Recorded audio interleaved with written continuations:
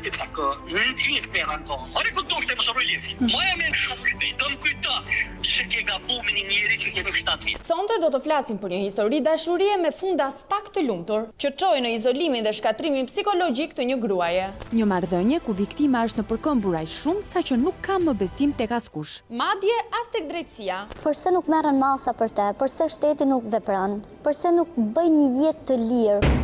Çfarë do të ndiqni më pas nuk është një film. Por rrëfimi i kësaj gruaje 38 vjeçare e cila në fillim njohu një partner ideal, të dashur dhe të përkushtuar. Ama vetëm në fillim, pasi në pak kohë gjithçka për të u kthyer në dramën më të madhe të jetës. Kam vazhduar një lidhje me Aleksandr Ndocin nga fundi 2018-s. Jemi njohur në qytetin e Lezhës. Në fillimet ky është sill mirë, se më shumë kena nejtë në telefon se sa jemi taku personalisht. Mbas një viti kemi bashkëjetuar me ka 2-3 muaj, nuk më linte me dyshu për asnjë lloj gjëje. Ishte shumë i sjellshëm. Raporti jonë shkoi shumë mirë. Një marrëdhënie e cila pavarësisht lëvizjeve të shpeshta të partnerëve që krijonin distanca fizike, funksiononte më së miri dhe nuk kishte asnjë shenjë krisjeje. Por pas 2 vitesh, kjo kartolinë e një çifti ideal do të merrte goditjet e para. Në 2020 filloi duke ndryshu. Unë e zuna me dikë tjetër. Nga aty ka fillu duke u bë më agresiv. Edhe pse shikoja me sytë e mi nuk i pranonte. Ajo goca më ka thënë që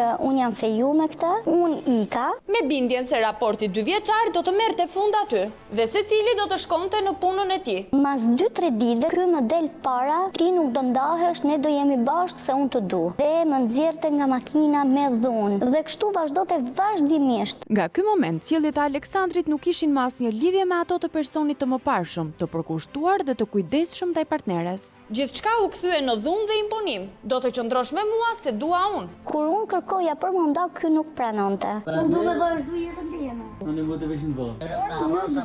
Te degeneroj. Kudo si unë tisha, ky vinte, ose më vinte të shtëpia motrës. Hajde, duhet me fol, më ashtu sa herë dilsha për me fol, asnjëherë nuk u kuptoshim. Thjesht u dote me nejt me te. Dilin 2 vite me një person kontakt, fillon e ndjen për te, dhe unë mendova që ka gabu, po është duke ndryshu, se kështu më thonte do ndryshoj, nuk do bëj më. Jemi në të njëjtin gabim që bëjnë qindra vajza, të cilat në raporte të tilla vendosin zemrën përpara arsyes, duke e thelluar më shumë problemin. 2021-shin, edhe pse unë familjes time nuk i kisha treguar si lloj gjëje, ndosi të jap dhe një mundësi tjetër që ma kërkoi Aleksandri për të vazhduar me ta. Ndosi që ne tikim të jetojmë në Angli. Në sytë e 38 vjeçares, ky ishte një shans i dytë që po jepej të dyve për të rikthyer raportin e humbur. Në ato kohë më premtoi që ne do kemi jetën bashkë, do martohemi bashkë, do kemi fëmijë, do kemi familje. Por 2 muaj më vonë, ai lëviz drejt Shqipërisë, duke surprizuar partneren me një lajm që do të përmbyste edhe një herë botën në sytë e saj. Unë marr vesh nga rrethi i tij që Aleksandri është fejuar. Mbas pak kohë Aleksandri vjen në Angli. Edhe ja them sy që ti je feju me dikë tjetër. Ma pranoi dhe më tha që unë atë nuk e du, thjesht e kam marrë për opinion të njerëzve të bëj një fëmijë dhe do e ndaj. Aleksandri kërkon të manipuloj bashkëjetuesen me qëllimin e vetëm për të mbajtur nën kontroll si atë, ashtu edhe gruan tjetër me të cilën deklaron se do të bëjë një fëmijë. Por kjo ofertë nuk pranohet nga Mariana, gjë që acaron së tepërmi raportin në çift. Nga ai moment është bë shumë agresiv. U bë një njeri edhe më i dhunshëm se sa ishte më përpara. Maja, jam e dashur. Që ju kujtës që vekomës që diku i kam bërë, çka shpo? Surprizohen nesër pas nesër, që duhet të diku i ke bërë.